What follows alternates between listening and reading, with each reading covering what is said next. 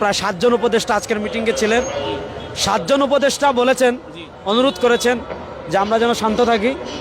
আমরা তো শান্ত, তাবলিগ তো কাজই শান্তির কাজ। আমি একটু বলি, হ্যাঁ, আপনারা কে তাবলিগের হক পথে, কে বেহক পথে, এটা বোঝার জন্য এতটুকু যথেষ্ট। আমরা তো কারোর প্রতি হামলাও করিনি, কাউকে খুনও করিনি। যারা 2 বার মানুষ খুন করে, তাও ঠান্ডা মাথায়, এরা আবার কিসের তাবলিগের কথা বলে? এগুলো পরিকল্পনারই অংশ।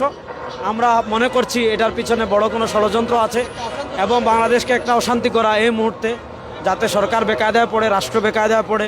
কারণ আমরা এই যারা এই কাজগুলো করেছে, আমরা গত ফেসিবাদের আমলে দেখেছি, তারা আমাদেরকে বলতো আমরা পাকিস্তানি, তারা আমাদেরকে বলতো আমরা হেফাজতি, তারা আমাদেরকে বলতো সরকার বিরোধী, এগুলা বলে কিন্তু তারা আওয়ামী লীগের কি সুবিধা নিয়েছে। এখন তারা এই কাজগুলোই করছে। সুতরাং এটার পিছনে বড় ধরনের কোনো ষড়যন্ত্র থাকতে পারে। আজকের সিচুয়েশনের পরে আমরা যতটুকু ইনফরমেশন পাচ্ছি, এই মুয়াজ বিন নূর সহ অনেকে বাংলাদেশ ছেড়ে ইন্ডিয়ায় চলে যাওয়ার প্ল্যান আছে।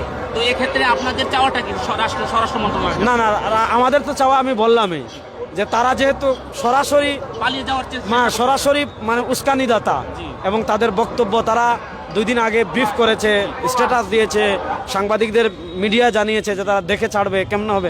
এগুলো তো মানে একদম প্রমাণাদি প্রকাশ্য।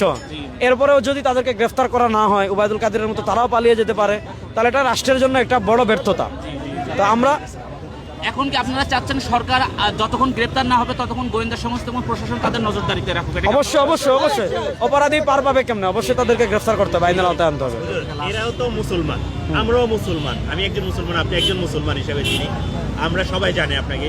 এই যে মুসলমানের উপরে একদম ইসলাম প্রচার করে, আমি বলি ইসলামে এক দল আছে, এই দলের নাম হলো খারিজিরা। এরাও নামাজ পড়তো, এরাও কোরআন পড়তো, এরা সব কিছু করতো, কিন্তু তারা দেখেন খারিজি যারা, এদের প্রমাণ হইলো এরা মুসলমানদেরকে হত্যা করে। তো এই যারা এগুলা করছে, তারা যদিও মুসলমান, কিন্তু তাদের ওই কার্যক্রম ওই খারিজি। যারা সাহাবা একরামকে হত্যা করছিল, সাহাবা একরাম ছিলেন সরাসরি নবীর সান্নিধ্যপ্রাপ্ত, তো খারিজিরা সাহাবা একরামকে হত্যা করছে। এই যুগে রাসূলুল্লাহ ইসলামের ওয়ারিস হলেন আলেমরা। তো ওই আলেমদেরকে যারা ঠান্ডা মাথায় পরিকল্পিতভাবে রাত্রে হত্যা করতে পারে, তারা তো ওই খারিজিদের উত্তরসূরি। সুতরাং মুসলমান তো তারা, কিন্তু তাদের কার্যক্রম আহলুস সুন্নাহ ওয়াল জামাতের সাথে মিল নাই। তাদের নেতা সাদ, সেও পথভ্রষ্ট, তাদেরকে যারা অনুসরণ করে তারাও পথভ্রষ্ট।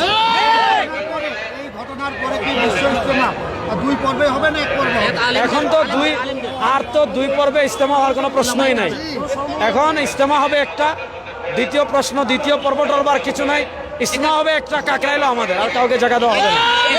এখানে আমরা যতটুকু জানতেছি যে বাংলাদেশের এই সিচুয়েশনে বাংলাদেশ সমস্ত ইসলামের রাজনৈতিক দল, কিছুক্ষণ আগে চরমোনাই পীর সাহেব এসেছিলেন, জমিয়তুল উলামা আমি প্রশ্ন করতে চাই, শুনেন, তাবলীগ হলো আমাদের কাজ।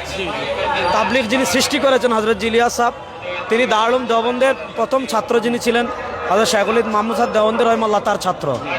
তাবলীগ সৃষ্টি করেছেন আলেমরা, তাবলীগকে রক্ষণাবেক্ষণ করেছেন আলেমরা, তাবলীগকে সন্তানের মতো আগলে রেখেছেন আলেমরা। তারপর হলো তাবলীগের উপর যত আপত্তি, সেগুলোর জবাব দিয়েছেন আলেমরা। সুতরাং তাবলীগের সংকটে আমাদের রাজনৈতিক প্ল্যাটফর্ম ভিন্ন হতে পারে, এটা স্বাভাবিক, রাজনৈতিক প্ল্যাটফর্ম ভিন্ন হবে, কিন্তু তাবলীগ যেহেতু আমাদের সবার কাজ, তাবলীগের যে কোনো সংকটে আমরা সেরাম আছি, থাকবো ইনশাআল্লাহ।